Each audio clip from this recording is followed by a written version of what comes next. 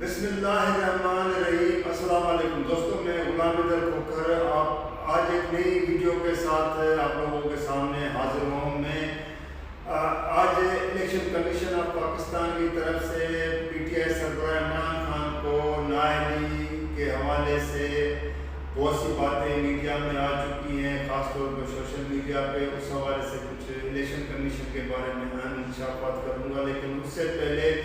میں آپ لوگوں کو آج بیگم نصر بھٹو، جس نے جمہوریت کے لیے بہت بڑی قربانیاں دی ہیں، اس کی 11ویں برسی منائی جا رہی ہے۔ بیگم نصر بھٹو شہید ذوالفقار علی بھٹو کی بیگم تھی، اور اس خاتون کی ایک سیاسی جدوجہد کو دیکھا جائے تو وہ کسی سے ڈھکی چھپی نہیں ہے، لیکن کہتے ہیں کہ اقتدار اور سیاسی عہدے جو ہیں انسان کے اندر اور خاندانوں میں جس طرح دراڑیں ڈالتے ہیں، اسی حوالے سے بیگم نصر بھٹو جب شہید ذوالفقار علی بھٹو کی شہادت کے بعد جمہوریت کے لیے اس نے جدوجہد کی تھی، تو ایک ایسا مرحلہ بھی آیا جب محترمہ بینظیر بھٹو وزیر اعظم پاکستان تھی، اور بیگم نصر بھٹو کے بڑے بیٹے میر مرتضیٰ بھٹو بھی جلا وطنی ختم کر کے وطن واپس آ چکے تھے۔ تو اس وقت ایک نئی بیس چھڑ گئی تھی، کیونکہ بیگم نصر بھٹو پارٹی کی چیئرپرسن تھی، تو کچھ پارٹی کے اندر اس وقت جو معاملات چل رہے تھے اس پارٹی کے اندر لوگوں میں، اور خاص طور پہ محترمہ بینظیر بھٹو کے ساتھ جو لوگ قریب بھی تھے، تو ان لوگوں نے محترمہ بینظیر بھٹو کو باور یہ کرایا تھا کہ ہو سکتا ہے کہ بیگم نصر بھٹو آگے جا کے وہ پارٹی کی قیادت میر مرتضیٰ بھٹو کے حوالے کرے۔ تو محترمہ بینظیر بھٹو نے فوراً پارٹی کی سینٹرل کمیٹی کا اجلاس بلا کے، اور اس نے خود پارٹی کی چیئرپرسن جو پہلے شریک چیئرپرسن تھی، تو اس نے پھر چیئرپرسن کا عہدہ خود سنبھال لیا تھا، اور بیگم بھٹو کو اس عہدے سے فارغ کیا گیا تھا۔ بیگم بھٹو کی سیاسی زندگی کے حوالے سے میں آپ لوگوں کے ساتھ یہ بات تو شیئر کروں، اور آپ لوگوں کے بھی علم میں ہے کہ اس خاتون نے زندگی میں بہت سے ایسے مواقع جس میں اس نے خوشیاں بھی دیکھی تو غم بھی بہت دیکھے تھے، خاص طور پہ جب وہ اس کے شوہر ذوالفقار علی بھٹو کا اقتدار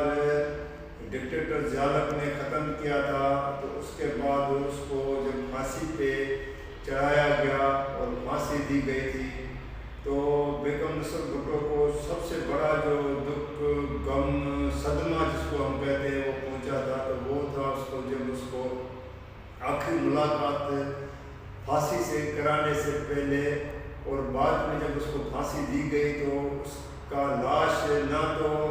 بیگم نصر بھٹو کے حوالے کیا، نہ باقی خاندان کے حوالے کیا تھا، تو وہ اس کو ایک بڑا صدمہ تھا۔ لیکن یہ وہ ایک خاتون تھی جس نے پھر بھی جو ہے ہمت نہیں ہاری، اور اس نے اپنی جدوجہد اس ڈکٹیٹر ضیاءالحق کے خلاف جاری رکھی، جس کے نتیجے میں لیاقت باغ میں بیگم نصر بھٹو پہ ایک حملہ کیا گیا تھا، اور اس حملے میں وہ زخمی ہوئی تھی۔ یہ حملہ پولیس نے اس کے اوپر ایک بڑی لاٹھی چارج کے ذریعے کیا، اور اس کا سر بھی پھٹ گیا تھا، لیکن پھر بھی اس خاتون نے اپنی ہمت نہیں ہاری، اور مردوں سے بھی زیادہ آگے نکل کر کے اس نے اپنی جدوجہد جاری رکھی، تاکہ ملک کے اندر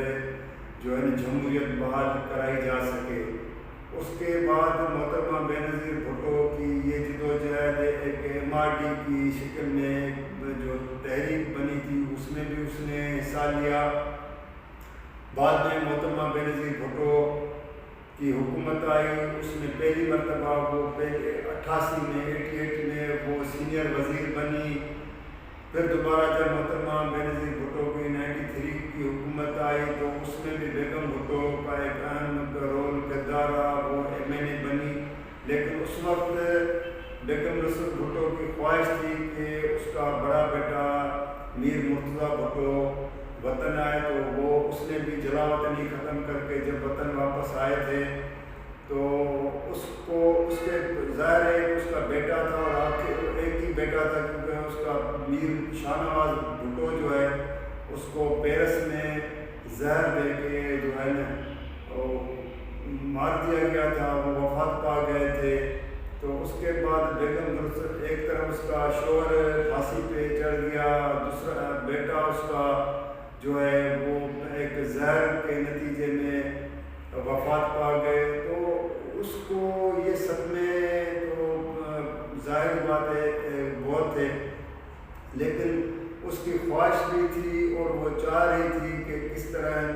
میر مرتضیٰ بھٹو کے ساتھ وہ رہے اور اس کے سیاست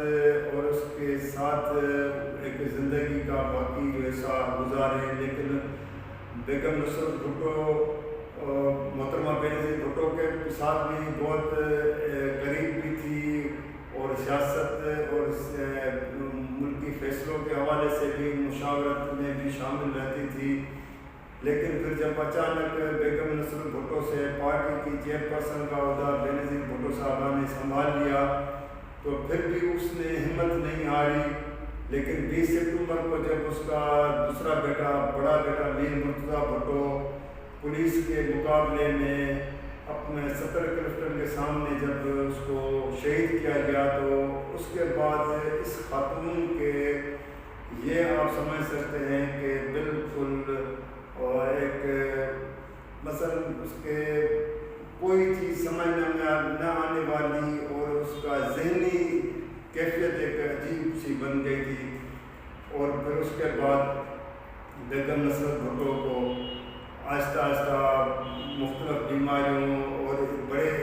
خاندانی صدموں کی وجہ سے اس کی حالت ایسی ہو گئی تھی جو مطلب بقول اس کے خاندانی ذرائع میں کہ وہ کسی کو پہچاننے کے لیے تیار نہیں تھی۔ تو بیگم نصرت بھٹو کی برسی کے حوالے سے میں صرف اس لیے آج اپنی یہ ویڈیو آپ لوگوں سے شیئر کرنا چاہ رہا تھا کہ اقتدار ہو یا سیاسی عہدے ہوں لیکن خاندانوں کے اندر بھی دراڑے بھی ڈال دیتے ہیں اور دوریاں بھی پیدا کرتے ہیں۔ حالانکہ یہ سب چیزیں ایک انسان کے لیے وقتی طور ہوتا ہے۔ جب محترمہ بینظیر بھٹو 27 دسمبر 2007 کو لیاقت باغ میں شہید ہوئی تو میرے خیال میں نہیں کہ بیگم نصرت بھٹو کو کوئی پتہ تھا کہ اس کی بیٹی زندہ ہے یا اس کو شہید کیا گیا، کیونکہ وہ جس حالت میں دبئی میں پڑی رہتی تھی تو اس کا کوئی کسی کو نہ تو پتہ تھا اور نہ جو اس کے ساتھ قریبی لوگ تھے، نہ ان لوگوں نے ظاہر ہے کوئی اتنا بڑا صدمہ سہنے کے لیے کوئی بتایا ہوگا، کیونکہ وہ پہلے ہی ایسے صدمے برداشت کر چکی تھی یا اس نے وہ صدمے دیکھے تھے کہ ظاہر بیٹی کا یہ صدمہ بھی وہ کیسے دے سکتی تھی۔ اب میں دوسری بات جو آپ لوگوں کے ساتھ شیئر کر رہا ہوں وہ یہ ہے کہ الیکشن کمیشن آف پاکستان جس کا کام جو میں نے پہلے بھی ایک دفعہ کہا تھا کہ ملک کے اندر عام انتخابات ہوں، بلدیاتی الیکشن ہو وہ کرانا ہو یا پھر ضمنی الیکشن کرانا ہو، لیکن کیونکہ الیکشن کمیشن ایک ایسا ادارہ بھی ہے جس نے اس کو ممبران کی ایسٹس ملکیتوں کے حوالے سے ان کی چھان بین کرنی ہوتی ہے، تو پی ٹی آئی سربراہ عمران خان کے خلاف جو توشہ خانہ ریفرنس آیا اسپیکر کی طرف سے تو اس نے فوراً سماعت کرتے ہوئے اور عمران خان کو موجودہ پارلیمنٹ یعنی قومی اسمبلی کی مدت کے لیے نائل کرا دیا۔ لیکن الیکشن کمیشن کا جو میں ایک ماضی کا آپ کو مثال بتاتا ہوں، 2-3 چیزیں، ویسے تو ابھی بھی بہت سی چیزیں پڑھی ہیں۔ ایک 88 میں پہلی مرتبہ ملک اسد سکندر جس کا تھانو بلا خان سے تعلق ہے وہ پہلی مرتبہ پیپلز پارٹی ٹکٹ پہ منتخب ہو گیا تھا، تو اس وقت اس کی اتنی ایج بھی نہیں تھی کہ وہ الیکشن میں حصہ لے سکے، لیکن جب وہ الیکشن میں حصہ لیا اور پیپلز پارٹی ٹکٹ پہ ایم این اے بنا تو اس کے مخالف خاسکیلی امیدوار جو تھا اس نے اس کو چیلنج کیا اور 18 ماہ تک پیپلز پارٹی کی حکومت رہی، لیکن الیکشن ٹریبیونل نے اس کے بارے میں کوئی فیصلہ نہیں کیا کہ وہ الیکشن کے لیے اہل تھے بھی یا نہیں تھے۔ ایج کے عمر کے حوالے سے حکومت محترمہ بھی ختم ہو گئی، 1990 میں دوبارہ انتخابات ہوئے، وہی ملک اسد سکندر دوبارہ MLA بنے، لیکن الیکشن کمیشن نے پھر بھی اس کے بارے میں فیصلہ نہ کر سکی۔ اس کے بعد میں آپ کو ایک اس سے بھی بڑی بات بتاتا ہوں کہ یہ 1993 کی بات ہے، جب محترمہ بینظیر بھٹو کی حکومت تھی، تو اس وقت سندھ کے مشہور شاعر، ادیب، صحافی یوسف شاہین ٹیکنوکریٹ سیٹ پہ الیکشن لڑا، اور اس الیکشن کے نتیجے میں اس کے سامنے ایک سانگڑ کا وڈیرا تھا، تو وہ وڈیرا جو تھا تو اس کا صحافت سے، میڈیا سے تو تعلق نہیں تھا، لیکن اس کو سینیٹر کے طور پہ ڈکلیئر کر دیا گیا، اور اس یوسف شاہین نے اس کو چیلنج کیا، لیکن 5 سال کے بعد یوسف شاہین کو جا کے سپریم کورٹ سے جو ہے اس کو ایک انصاف ملا، اور اس کے بعد وہ 1 سال کے لیے سینیٹر رہا، جبکہ اس کے 5 سال ایسے ہی ضائع ہو گئے۔ یہ ہے الیکشن کمیشن کا حال۔ حال ہی میں دیکھیں 2018 کی الیکشن میں جنگ سے فیصل صالح حیات، جس کا اس وقت بھی الیکشن ٹریبونل میں ریفرنس پڑا ہوا ہے کہ اس کے جو مقابلے کا جو کامیاب قرار دیا گیا ہے شخص کو، وہ بیسیکلی ہار چکا تھا، اور بقول اس کے کہ وہ فیصل صالح حیات اس پارٹی ٹکٹ پہ کامیاب ہو گیا تھا، لیکن آج تک الیکشن کمیشن کے ٹریبونل اس کے بارے میں فیصلہ نہیں کر سکا ہے۔ میں اس طرح کے ماضی میں حکومتیں آئیں، اسمبلیاں ختم ہو گئی، پھر دوبارہ انتخابات ہوئے، پھر وہی لوگ منتخب ہو کر جاتے تھے، جو مخالفین ہوتے تھے وہ الیکشن ٹریبونل میں جاتے تھے، لیکن الیکشن ٹریبونل کا یہ حال رہا ہے کہ کبھی ان لوگوں نے وقت کے اندر جو ان کو کرنا چاہیے فیصلہ، جس کے بھی فیور میں حق میں کرنا ہو کر کے، تاکہ وہ پھر امیدوار مخالف ہو یا کامیاب ہو یا کامیاب نہ ہو تو اس کو دوسرے فورم پہ جانا چاہیے۔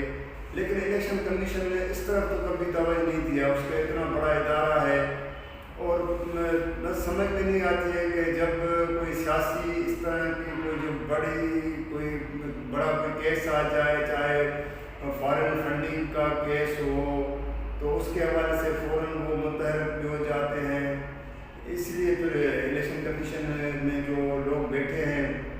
ان کے اوپر تنقید ہوتی ہے۔ تو یہاں پہ میں یہ بھی بتاؤں کہ عاصمہ جہانگیر کے سیمینار میں سپریم کورٹ کے جسٹس فائز عیسیٰ نے ایک بہت بڑی تقریر کرتے ہوئے یہ کہا ہے کہ اداروں کو تنقید کا نشانہ بنانے کے بجائے شخصیتوں کو بنانا چاہیے۔ بالکل اس نے جج صاحب نے صحیح فرمایا، لیکن ادارے بھی شخصیت کے ساتھ ہوتے ہیں۔ اگر شخصیت ہی نہیں ہوگی، شخصیت کے اوپر الزامات لگیں گے، چاہے وہ کرپشن کے حوالے سے ہو، بدعنوانی کے حوالے سے ہو، ان کی کارکردگی کے حوالے سے ہو، کسی بھی حوالے سے ہو، تو وہ جو ہے نا اس کے زد میں آتے ہیں، تو ادارے کی ساکھ بھی اسی وجہ سے متاثر ہوتی ہے، چاہے وہ ہمارے اسٹیبلشمنٹ یعنی فوج ہو، جوڈیشری ہو، سویلین ہو، بیوروکریسی ہو، کوئی بھی ہو، تو ان اداروں میں شخصیات جو بیٹھی ہوتی ہے وہی ان اداروں کی کارکردگی، اس کی ساکھ کو عوام میں اجاگر کرتے ہیں، کہ پھر کہا جاتا ہے کہ فلاں ادارے کے اتنے بڑے فیصلے اور یہ ادارے ہیں جن کے بنا پہ ان کا نام بھی رہتا ہے، ورنہ تو یہ ایک دیوار ہے، ایک خوبصورت دیوار کو تو آپ کھڑا کر سکتے ہیں، لیکن وہ پھر اگر دیوار کو مضبوطی نہیں ہوگی تو کھوکھلا پن کے اوپر کھڑی رہے گی۔ تو میں دوستوں میں جو یہ باتیں کر رہا ہوں، اگر آپ لوگوں کو یہ پسند آئے تو آپ اس کو دیکھیں، سنیں، اور آپ شیئر بھی کریں، لائک بھی کریں، اور اپنے کمنٹس کے ساتھ جو میں نے آپ کو کہا ہے کہ آپ اس کے بارے میں تھوڑا مجھے جو ہے نا آپ لکھ کر کے بھی آپ بھیج سکتے ہیں، کہہ سکتے ہیں، چاہے یوٹیوب پہ کریں یا میرے فیس بک پہ بھی یہ ہے تو اس پہ بھی آپ کر سکتے ہیں، تاکہ میں اس کو مزید بہتر بناؤں۔ اگلی ویڈیو میں رکھوں گا حالانکہ مشہور سیاسی خاندان مخدوم امین فہیم، جس کو 1993 میں وزارت اعلیٰ کے